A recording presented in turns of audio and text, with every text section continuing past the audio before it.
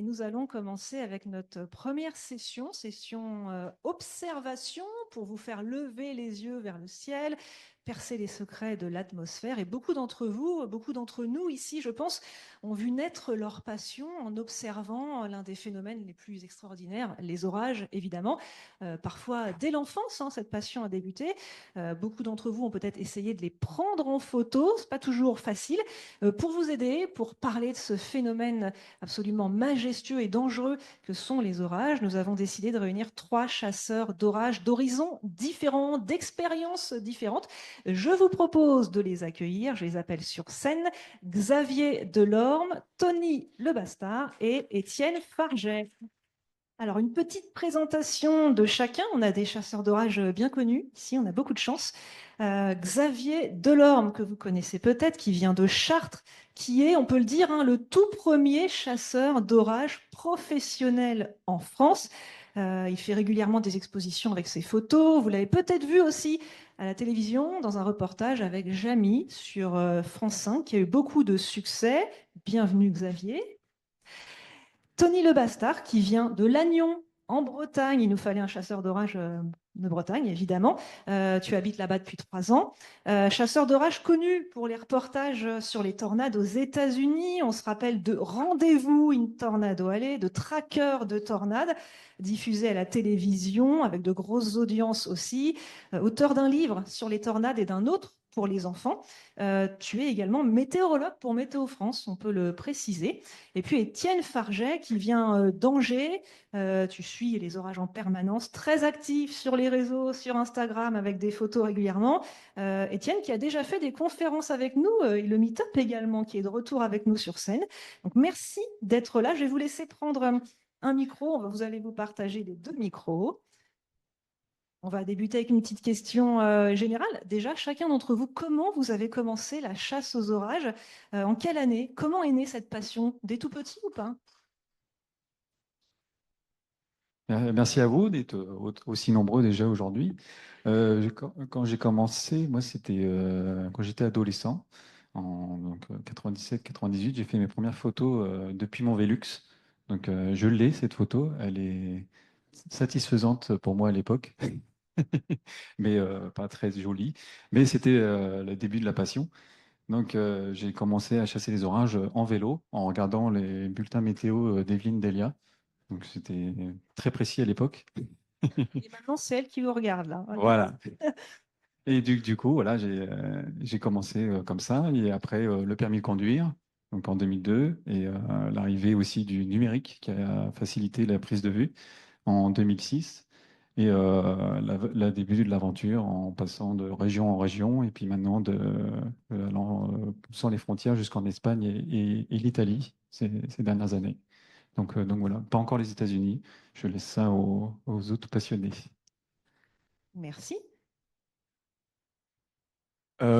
En fait, moi, j'ai toujours été un peu passionné depuis tout petit, etc. Genre vraiment très tôt, j'étais fasciné par les orages. À 3 4 ans, j'allais regarder à la fenêtre, puis dès que l'orage s'approchait trop, j'allais me cacher sous la couette parce que le tonnerre, comme ça, etc., ça reste très impressionnant.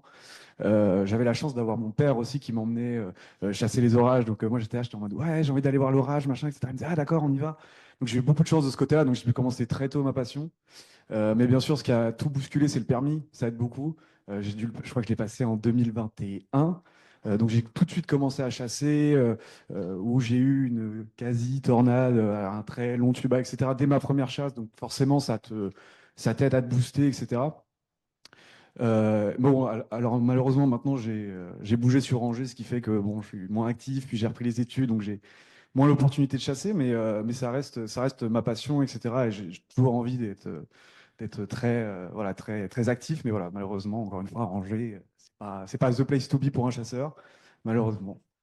Il y a pire, mais voilà. Bien, bonjour à tous. Ben, moi, c'est aussi loin que remontent mes souvenirs. Je me suis toujours intéressé à la météo. Et d'ailleurs, enfin, pour la petite anecdote, ce qui était rigolo, c'est que je regardais notamment les bulletins d'Evelyne Delia le soir en haut de l'escalier. Je me cachais parce que bon, forcément, je devais me coucher tôt, hein, comme tout petit garçon. Et je me cachais donc pour regarder le bulletin météo. Et plus tard, bah, la passion des orages est venue. Alors au début, j'en avais peur, comme beaucoup d'enfants. Et après, bah, j'ai appris à les regarder. Puis mon père m'a confié un appareil photo autour de mes 15 ans, m'a mis un appareil photo dans les mains. Et c'est là que j'ai commencé à essayer de prendre des photos. Et puis, au départ, dans le jardin, les quelques orages. Donc, j'ai grandi dans la campagne bretonne, hein, c'est pas là où il y a le plus d'orages non plus, mais il y en a quand même.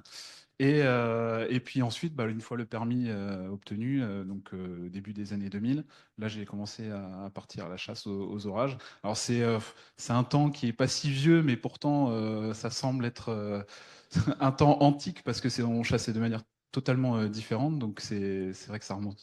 Mais ouais, ouais, tout à fait. Mais voilà, et puis depuis, j'ai continué à chasser les États-Unis. Enfin, j'ai passé pas mal de temps dans le sud de la France aussi, en Corse. Donc voilà, j'ai développé la passion ainsi. Alors, vous chassez tous, pas seulement dans votre région, hein, vous bougez tous un petit peu. Tony, donc toi, tu es photographe d'orage en Bretagne. C'est quand même assez compliqué. On n'a pas beaucoup d'orage en Bretagne. C'est vrai. Qu'est-ce qu'on prend en photo du coup quand il n'y a pas d'orage et qu'est-ce qu'on prend en photo comme type d'orage? Voilà. Comment Alors ça se moi, passe? en fait, j'ai passé quelques années en Corse, et en Corse, il y a beaucoup d'orages quand même. Mais ce qui est assez remarquable en Corse, c'est qu'on a des paysages assez fabuleux. Et je développe aussi une passion pour la photographie au-delà de la passion pour la météo. Et du coup, je me suis beaucoup attaché en Corse à essayer de prendre des lieux un peu emblématiques sous des cieux un peu originaux, un peu qu'on n'a pas forcément l'habitude de voir. Et en Bretagne, ces paysages un peu iconiques aussi, on les a. Et du coup, c'est un peu ce que j'essaye de développer là depuis que je suis revenu en Bretagne, d'essayer justement de faire des photos dans des endroits un peu remarquables. Alors, forcément, les orages sont moins généreux, mais la patience finit toujours par payer. Donc, voilà. Euh, Étienne, justement, et Xavier, vous bougez un petit peu ailleurs en France, parfois en Europe aussi? Pour ma part, encore une fois, avant, quand je travaillais, etc., c'était beaucoup plus facile pour moi de bouger. J'étais plus libre, puis j'avais la chance d'avoir un employeur qui était voilà, très, très OK avec ça. Donc, je me déplaçais beaucoup. Je suis allé au nord de l'Italie, j'ai fait aussi l'Espagne, beaucoup le centre de la France, etc. Maintenant, j'ai un peu moins l'opportunité. Mais c'est vrai que c'est super. Si jamais il y a des passionnés, je pense qu'il y en a, des chasseurs d'orage, etc., il ne faut pas hésiter à bouger, etc. Avec le prix de l'essence en ce moment, c'est pas forcément facile, mais il faut pas hésiter, vraiment, c'est comme ça aussi qu'on apprend. Et c'est vrai que bon, chasser de son balcon, c'est toujours comme ça qu'on commence, mais des fois, il faut aller plus loin pour avoir ses premières expériences. Euh, Moi, j'ai bougé, enfin, ma façon de travailler était assez différente parce que en 2012, j'ai été surpris par la montée de nombre de passionnés. C'est-à-dire qu'au début, on était tout seul sur les points de vue. Et en 2012, je suis retrouvé à la pointe de la Fumée du côté de Fouras, en Charente-Maritime. On était 10 chasseurs d'orage. Donc on faisait 10 fois les mêmes photos. Donc moi j'ai carrément arrêté de faire la photo. J'ai dit, bon, alors là, on fait tous les mêmes photos, aucun intérêt. Et il y avait deux personnes qui étaient là en train de regarder l'orage sur un rocher. Et je lui ai dit, bah tiens, je vais les prendre en photo avec l'orage. Et je leur ai dit de ne pas bouger, parce que vu que je faisais de la pause longue, donc ils ont bien obéi, ils n'ont pas trop bougé. Et j'ai eu une magnifique foudre que tout le monde a. Et moi, j'ai en plus les deux personnes qui regardent la foudre. Et quand j'ai vu le résultat, j'ai dit, ah, en fait, c'est ça que je vais faire. Donc, c'est à partir de là que j'ai travaillé une composition, en fait, comme tu fais, Tony. Maintenant, où, voilà, c'était un travail. Donc, voilà, par contre, voilà, l'approche est différente, plus complexe, mais c'est un défi en plus. Et c'est un peu plus. Le résultat est quand même plus intéressant. Parle de vos photos, mais on va peut-être en regarder quelques-unes quand même. C'est l'objet de cette session. Je vous ai demandé à chacun de venir avec deux photos marquantes. Votre photo préférée de votre carrière ou la plus intéressante, et une autre photo vraiment très récente de 2025 ou 2026 pour vraiment parler des orages qui ont éclaté ces derniers mois ou l'année dernière. On va justement commencer avec Xavier. Et une première photo, tu peux nous en dire quelques mots? Alors celle-ci, c'est en 2014, c'est ça, ou 2013, je sais. 2013. C'était la nuit du 25 au 26 juillet. Et un orage était annoncé du côté de l'Eure-et-Loire, au sud de l'Eure-et-Loire. Une activité annoncée toute la nuit. Et j'ai été sur place, accompagné d'un autre chasseur d'orage, Thibaut Cormier, qui est venu me rejoindre. Il m'a demandé où j'étais. Je lui ai dit, bah, viens, on va se mettre dans les champs éoliens. On va tenter des foudres sur les éoliennes. Moi, ça faisait 7 ans que je tentais une prise de ce type. Et à chaque fois, c'était à côté ou des intranuages, rien sur les éoliennes. Et cette nuit-là, une supercellule est arrivée sur nous, venant de Blois. Elle nous a frôlés. Et on a eu une conséquence une nuit assez active. Et là, c'est une superposition de 3 photos de 30 secondes. C'est-à-dire que 30 secondes à chaque fois qui ont été superposées. Donc là, vous avez 1 minute 30 de pause consécutive. Il n'y a pas eu de blanc entre chaque prise. Donc la première prise, vous avez un impact au centre qui est à 300 mètres de ma position. Donc ça, je l'ai su par le réseau Météorage. On a pu voir les impacts où ils étaient par rapport à ma position. Le premier est à 300 mètres. Sur la deuxième prise, 30 secondes après, on a eu deux impacts simultanés. Donc un qui est complètement à gauche, qui est un peu au loin, et l'autre est un peu hors cadre. Alors c'est au grand angle, donc il a fallu que je redresse. Mais en fait, il frôle le cadre et il tape la moyenne ligne de haute tension. Et on a eu un court-circuit sur toute la ligne. Donc on voit le flash lumineux. Et quand on zoome sur la photo, on voit sur les isolateurs des arcs électriques sur toute la ligne.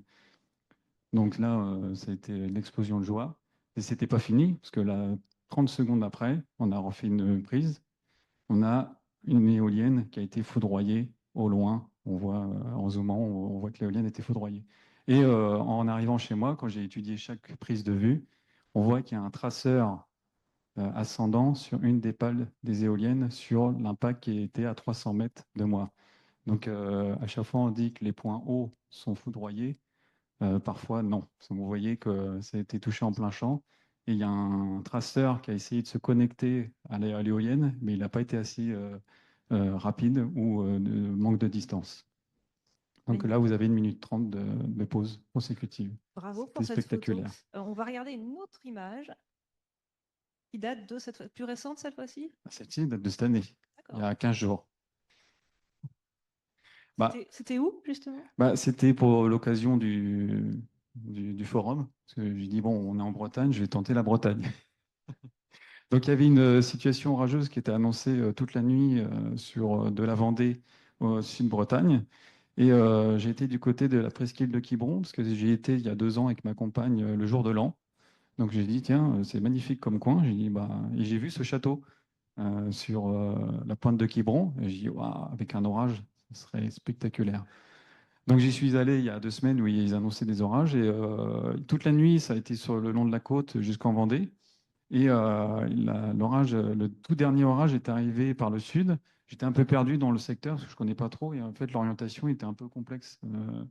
Et j'ai dit bon bah je vais refiler vers le château parce que j'avais commencé en début de soirée et à la fin de la soirée j'ai dit bon vas-y on va retourner au château et les 3 impacts sont tombés au ras du. Alors pour la petite anecdote, au début, je ne cadrais pas le château parce que je croyais que l'orage était complètement au sud. Et en fait, le sud est au niveau du château. Et moi, je croyais que le sud était à gauche, au niveau du port. Donc, je cadre comme ça. Et puis, en fait, j'ai un gros flash à ma droite. Je dis, ah, mince, je suis complètement hors cadre. Donc, j'ai tourné tout de suite. Et à peine j'ai tourné, il y a eu un impact qui est tombé à droite du château. Donc, tout de suite, j'ai regardé pour voir si j'étais bien réglé. Donc, c'était parfait. Et après, il y en a eu 2 autres qui sont tombés à gauche du château. Donc là, c'est une superposition de 2 prises. Donc, pour donner un côté un peu plus spectaculaire. Et je l'ai mise en noir et blanc parce que j'adore le noir et blanc. Donc, Bravo. et ça donne un aspect un peu plus Bravo pour cette fiche, surtout pour automatique. le dernier pris spécialement pour Et voilà. Donc, la météo. On va passer à Tony cette fois-ci, avec 2 photos également. La première, tu peux nous en dire quelques mots? Oui, alors enfin, j'aime beaucoup cette photo à titre personnel pour plusieurs raisons. Alors c'est une photo qui date de 2009, donc ça commence déjà à être assez vieux. Elle est prise en Corse. Alors je ne sais pas si certaines personnes ont déjà été à cet endroit. C'est la presqu'île de la Parata, donc c'est la pointe nord de l'entrée du golfe d'Ajaccio. Et c'est un endroit où il y a à peu près un demi-million de visiteurs tous les ans. Sauf que là, évidemment, il n'y avait personne. Et cette photo, elle a été prise au milieu de la nuit. Donc il est 3 heures du matin, en fait. Et donc c'était un orage qui descendait depuis le nord-ouest, depuis la droite de la photo. Et le cœur de l'orage avait tendance à plutôt vouloir passer sur la ville, qui était donc derrière moi. Et puis, généralement, on est plutôt attiré par la foudre. On a tendance à pointer l'appareil photo vers l'activité électrique. Et là, je sais pas, j'ai cru déceler des formes dans le ciel et je me suis dit, tiens, ça pourrait être intéressant peut-être de tourner l'appareil dans la direction opposée et de prendre avec la tour, de prendre le ciel. Et là, j'ai eu, je pense, un coup de chance, hein. Il y a toujours une part de chance, de toute façon, dans la photo d'orage. Il y a un éclair qui est tombé tout proche derrière moi et qui a illuminé le plafond nuageux et donc a révélé un peu toute la structure. Et là, c'était un moment, ouais, c'était assez incroyable.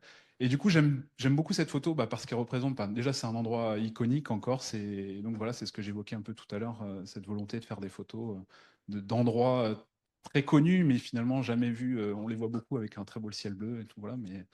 Et aussi ce côté de tourner le dos à l'orage d'une certaine manière pour le regarder sous un autre angle. Et voilà, c'est pour ça que j'aime beaucoup cette photo. Très impressionnant. Une autre photo de Tony. Alors là, on a une belle trombe marine. Voilà, alors là, c'est une photo plus récente qui date de septembre dernier. Donc, on avait pas mal d'activités orageuses sur la Bretagne et notamment des orages qui avaient été très pluvieux dans le secteur de Ploie, donc sur l'est des Côtes d'Armor, là sur la partie ouest du bassin de Saint-Brieuc, on a la baie de Saint-Brieuc. Et donc, j'étais sur cet orage qui était très, très pluvieux. Alors, je suis arrivé un peu en retard dessus, mais je voyais que sur la pointe sud, ça avait tendance à vouloir se redévelopper. Et je me suis dit, tiens, enfin, il y avait une ligne de convergence, en fait, au-dessus de la mer. Je me suis dit, tiens, ça peut donner des choses intéressantes. Donc, je me suis posté vers Binic, donc un peu au nord-ouest de Saint-Brieuc. Et en fait, là, j'ai assisté à 5 trombes marines voilà, au-dessus de la baie. Donc là, il y en a deux, en fait, hein. On en voit une surtout, mais il y en a une deuxième. On devine le buisson un petit peu à droite de la première. Et donc, ouais, là, c'était assez remarquable aussi. C'était mes premières trombes marines en Bretagne. J'en ai vu pas mal en Méditerranée, mais en Bretagne, c'était les premières. Donc, j'étais assez content de moi. Belle prise en Bretagne, hein. Donc, pas d'éclair, mais voilà, c'est aussi pour montrer justement que sous l'orage, on peut voir autre chose que de la foudre. Et c'est aussi ça qui est intéressant. Et puis, en Bretagne, il y a des choses à faire aussi de ce Ah, côté. bravo Voilà. pour ce cliché. On va passer aux photos d'Étienne avec une première photo. Alors moi, mes deux photos, je les ai pris en fait de la même chasse parce que bon, il y a des photos, voilà, je suis très fier des photos que j'ai faites. Hein, n'hésitez pas à aller voir mon Instagram surtout. Mais pour le coup, en gros, j'aimais bien l'ambiance qu'il y avait eu à cette chasse-là. Alors déjà parce que la Super Cellule était plutôt belle, c'était plutôt une belle structure pour la France. Moi, j'aime bien chasser la structure. C'est vrai qu'en France, ça peut être un peu dommage parce que on n'a pas les belles structures comme on peut avoir aux États-Unis. Mais moi, je suis plutôt un chasseur de structure. Et du coup, moi, j'adore les super cellules comme ça. Je trouve ça très impressionnant. Vraiment, c'est parce qu'en photo, ça rend pas pareil, mais quand on a le mur devant soi, il y a vraiment une ambiance qui est incroyable. Et cette chasse-là, en fait, je l'avais faite un peu par hasard, c'est-à-dire que je rentrais depuis chez moi, enfin d'Angers jusqu'à chez mes parents, et les orages. Alors, je savais qu'il allait en avoir, etc. Mais je me suis pas dit, tiens, je vais chasser. Et c'est en remontant où je suis arrivé du coup sur cette super cellule qui était jolie, machin, etc. En plus, il y avait l'ambiance qu'il y avait autour parce que, euh, comme disait Xavier, maintenant on a vraiment beaucoup de chasseurs. Et donc en fait, maintenant, la plupart du temps, c'est très rare que je fasse une chasse à l'orage sans rencontrer un chasseur d'orage. La plupart du temps, maintenant, quand je fais une chasse, je croise forcément un chasseur d'orage à un moment, soit sur un coin de route ou etc. Et j'avais fait ça aussi, cette chasse-là, avec ma copine de l'époque. Et j'aimais bien ce côté très partage, quoi. C'est-à-dire que j'aimais bien partager ma passion avec quelqu'un. On m'a souvent proposé, même des gens pas passionnés, genre, hey, je peux venir avec toi sur une chasse, etc. Et du coup, voilà, moi, cette chasse-là, elle m'avait marqué justement pour ce truc-là de. Il y avait moins l'ambiance, moins le stress de j'ai mis 1 heure à trouver mon spot et les modèles et machin.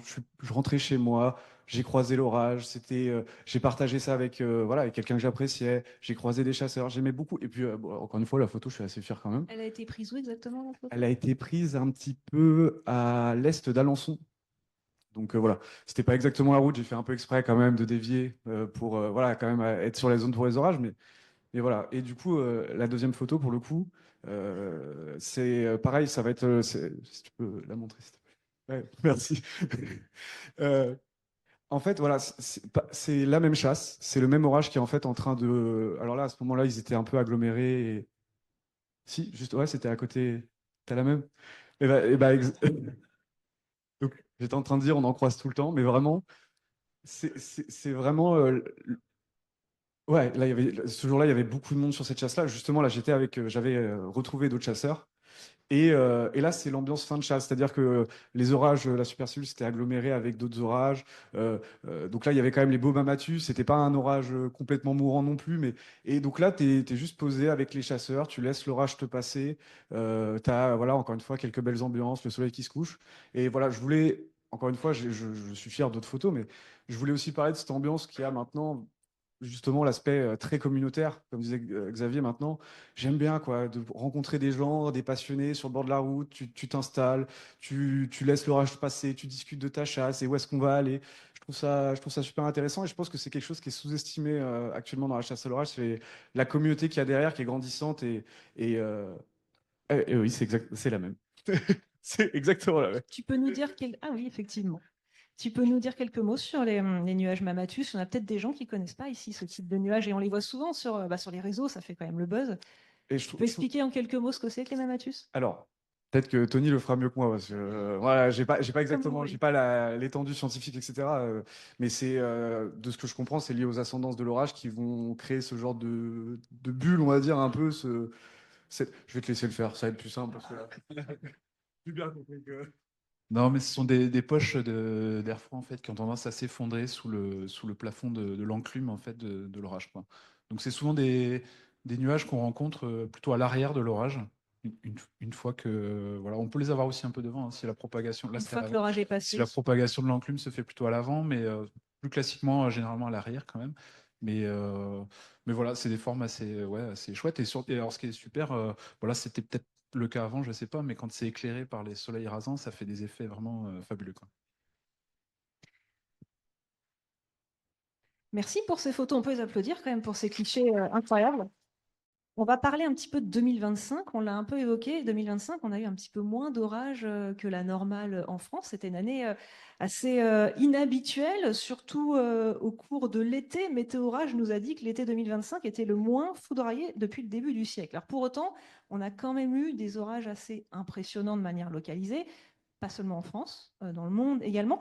Est-ce qu'il y a un phénomène orageux qui vous a marqué vraiment en 2025, que ce soit en France ou ailleurs dans le monde?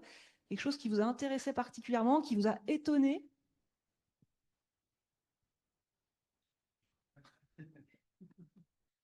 Alors pour moi, en 2025, ce qui m'a impressionné, alors je vais rester dans la chasse aux orages. Euh, Moi, ce qui m'a impressionné en 2025, c'est toutes les supercellules que j'ai chassées en France.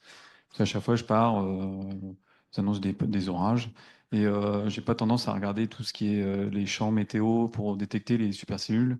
Donc ça, je passe à côté, parce que c'est pas le type de phénomène que je vais chasser. Mais à chaque fois que j'étais en sortie, bah, je me suis retrouvé avec une soucoupe volante face à moi. Donc, c'était pas le but du jeu, parce que souvent, ces types d'orages ont tendance à faire des intranuages. Donc, on se retrouve avec 3000 photos de nuages sans éclair, parce qu'en fait, ça déclenche l'appareil sans avoir en fait une foudre ou des internuageux. En fait, on voit pas l'activité électrique. Donc, on remplit les cartes mémoire de rien.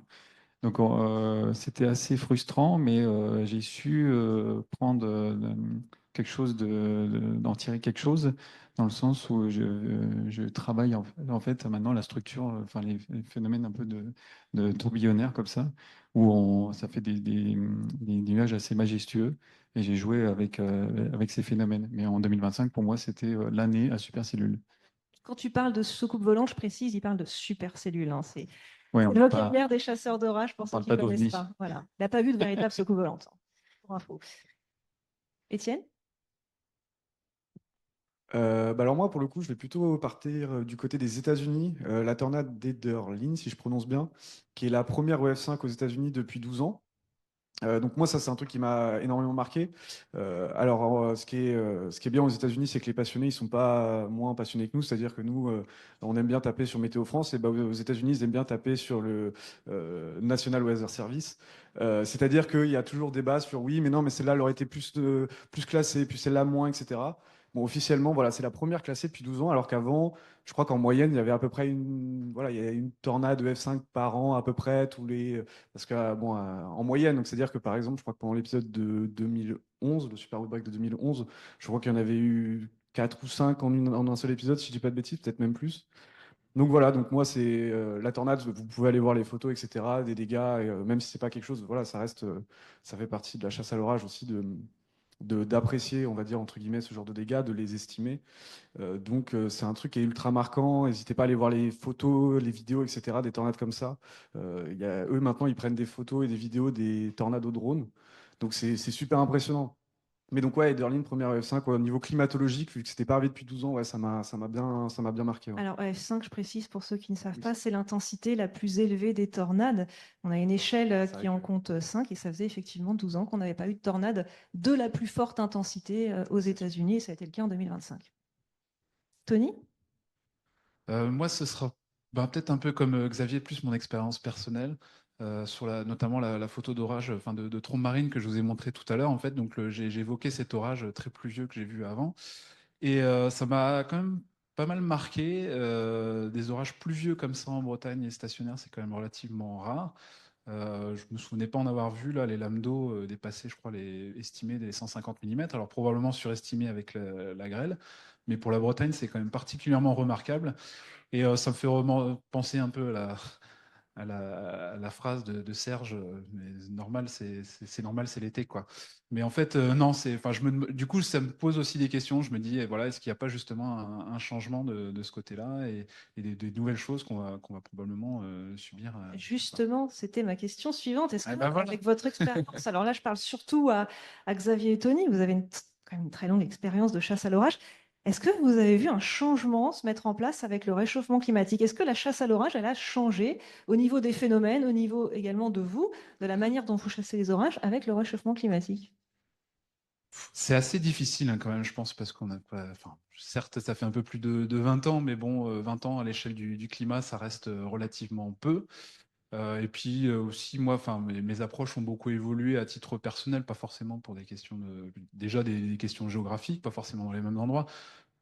Donc c'est assez difficile, mais par contre, voilà, cet orage que j'évoquais, voilà, il m'a marqué un peu et fait réfléchir sur ce point-là.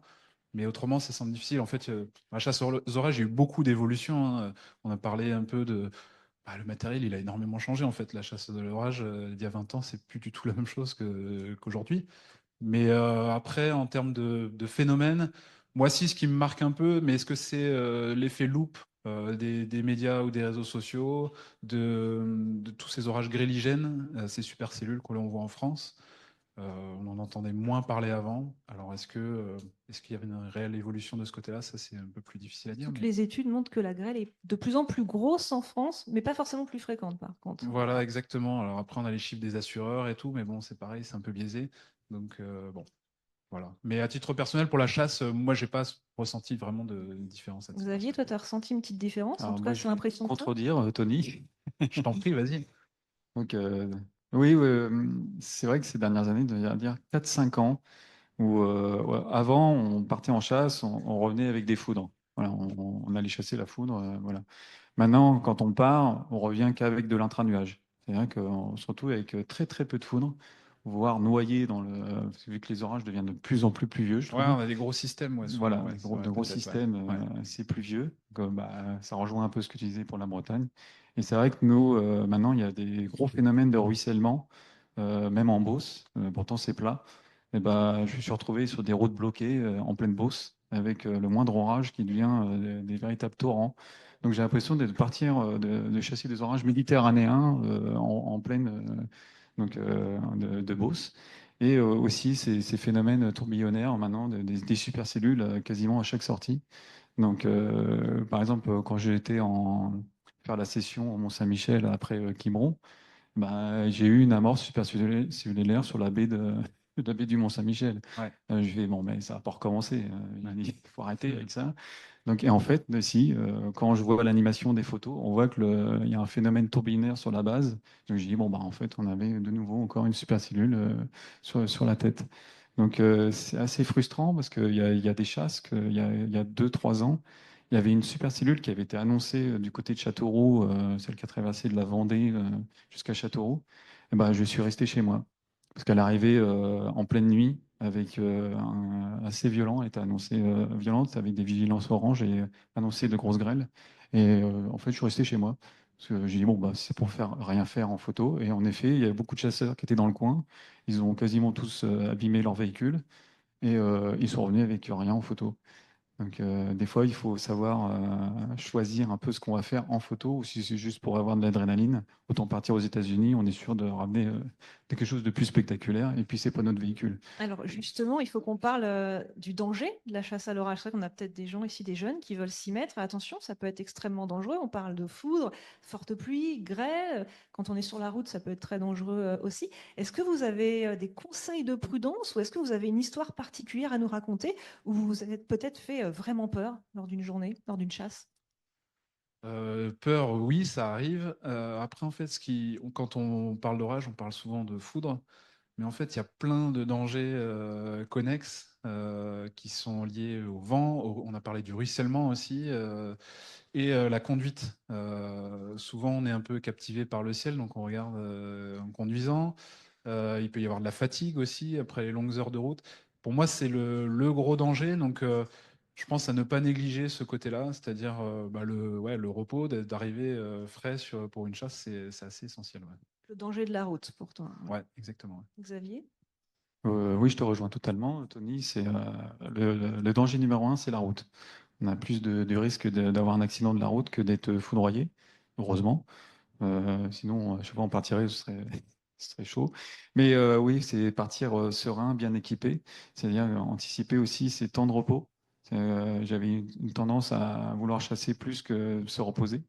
Et le nombre de fois où je me suis endormi sur le retour, c'était assez complexe. Il y a d'autres histoires comme ça où il y a des chasseurs d'orage qui sont endormis et puis voilà, la voiture, heureusement qu'ils n'ont rien eu, mais ils ont fini dans les champs. Donc il y a ça. Et puis l'aspect orageux, moi je quitte jamais mon véhicule. Il y a beaucoup de chasseurs qui prennent leur matériel et ils partent des kilomètres aller sur le point de vue. Alors c'est un risque à prendre. Donc on connaît les risques, mais pensez toujours au retour. Mais bon, l'orage, lui, des fois, ça se forme au-dessus de nous. Il y a des extra nuageux. Il y a plein de phénomènes. Donc, tu prends tes photos à l'intérieur de ta voiture Depuis l'arrière du véhicule avec le haillon. pour être Donc, protégé. voilà. Ok. Et des fois, on se fait surprendre parce que ça m'est déjà arrivé où je posais le trépied un peu plus loin pour changer un peu l'angle de vue. Et en allant chercher le trépied, j'avais les cheveux qui se dressaient. Donc en fait, C'est mauvais le signe, haillon là. du coffre me protégeait du champ électrique qui était en cours Foudroiement imminent. imminent. Donc j'ai été chercher le trépied juste à temps. La foudre après était tombée en mer, mais voilà, c'est des petites anecdotes comme ça. Et oui, le ruissellement, moi, c'est ce qui me fait peur le plus. Parce que des fois, on a l'impression d'être à l'abri sur des points de vue. Et quand il y a un orage stationnaire, comme ça m'est arrivé hein, dans le sud, avec un épisode méditerranéen, je pensais être à l'abri. Et en fait, le chemin où j'étais, j'entendais un bruit au bout de 2 heures. Et en allumant la torche de mon téléphone, j'avais les trépieds qui étaient dans l'eau. Et ça faisait des V au niveau des trépieds. C'était assez spectaculaire. Et puis sortir d'un chemin quand tout est inondé, en marche arrière, avec l'orage qui vous clignote de partout, vous mettez une demi-heure pour faire 30 mètres. Donc voilà, faut penser à tout ça. Chaque fois, Attention au risque de crue éclair aussi. le cru est clair. Donc aussi les poteaux électriques, s'éloigner des poteaux électriques. Donc risque de vent, on a des chutes de câbles. Et donc voilà, je pense que j'ai tout dit. Si tu as des choses à Est-ce rajouter. que tu as quelque chose à rajouter? Non, en fait, ouais, je suis d'accord. Le risque routier, je pense qu'on sous-estime énormément, mais je pense qu'on a même plus de chances d'avoir quelque chose en allant à la chasse à l'orage que pendant la chasse, quoi. Faut vraiment pas sous-estimer ça. Et comme tu le disais, ouais, faire très attention au retour parce qu'à l'aller, tu as vraiment l'adrénaline. Quand tu es dedans, tu as l'adrénaline, tu as l'impression de conduire pendant des heures, ça te fait rien. Puis quand tu rentres à 3 heures du matin et qu'il n'y a plus un pet de foot, bon. Donc n'hésitez pas aussi à prévoir le fait que le lendemain, vous n'ayez rien à faire pour pouvoir dormir sur la route sur le retour. Vraiment, c'est important. Je pense que c'est là où presque le risque est le plus important. Et après, bon, oui, risque de foudre, etc. Faut pas faire n'importe quoi, quoi. Merci pour ces conseils. C'est la fin de notre session. Merci à tous les trois. Merci à vous. Merci.